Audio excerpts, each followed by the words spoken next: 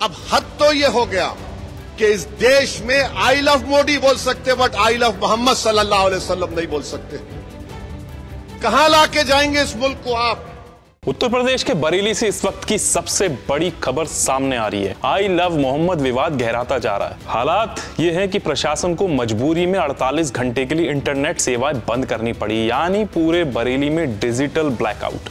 अब सोचिए, Facebook, WhatsApp, YouTube सब कुछ बंद। वजह अफवाहें, भड़काऊ पोस्ट और बढ़ता तनाव।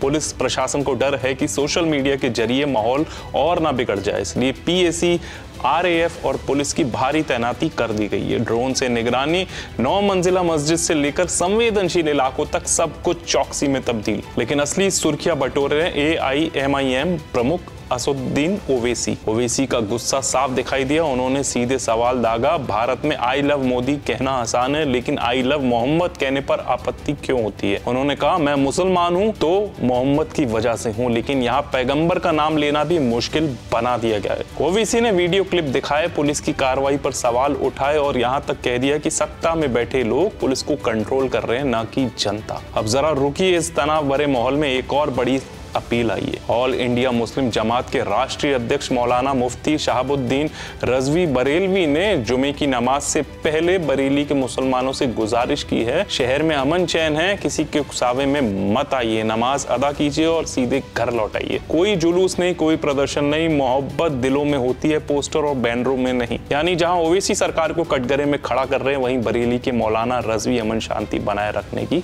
अपील कर रहे हैं। अब जरा फ्लैशबैक की तरफ चलते हैं। बीते शुक्रवार को जुमे की नमाज के बाद बरेली के कोतवाली क्षेत्र की एक मस्जिद के बाहर 2000 से ज्यादा लोगों की भीड़ जमा हो गई थी और फिर देखते ही देखते पथराव, लाठीचार्ज, हिंसा भड़क उठी।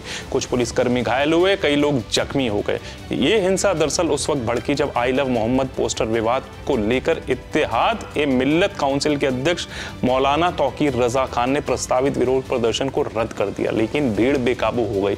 परिणाम यह हुआ कि 26 सितंबर को ही उस हिंसा के सिलसिले में बुधवार तक 81 लोगों को गिरफ्तार किया जा चुका है। आपको बताएं, प्रशासन ने जुमे को देखते हुए शहर को 5 जोनों में बांटा है। 13 सीओ, 250 इंस्पेक्टर, 3000 अतिरिक्त पुलिसकर्मी और कुल 8000 जवान सड़क पर तैनात है। 6 ड्रोन टीमें निगरानी में, सीसीटीवी कैमरे लगाए जा चुके हैं, महिला एसओजी टीम पेट्रोलिंग कर रही है।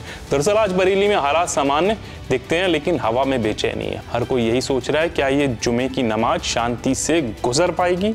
तो बड़ा सवाल यही है, क्या ओवैसी का आई लव मोहम्मद वाला बयान आग में घी डालेगा? क्या बरेली इस बार अमन चैन से रह पाएगा, या फिर इंटरनेट बैन और भारी सुरक्षा के बावजूद हालात फिर से बिगड़ सकते हैं?